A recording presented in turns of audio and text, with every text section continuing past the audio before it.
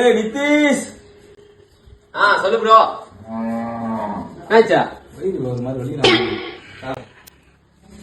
வெளியே ஒரு மிரடாவும் சரியா? ஓகே. எவ்வளவு இதா? 190.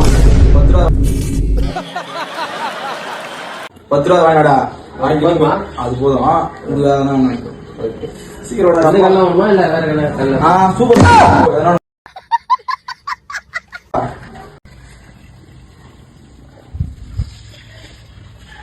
1 hour later. போடே ஒரு லட்சம் தள்ள கொட்டி எங்க போச்சு? உங்க மாமியார் இதுக்கு போயிடுது. எவ்வளவு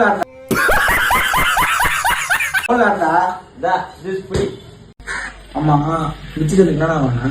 இதோ டேய் அட பொம்மால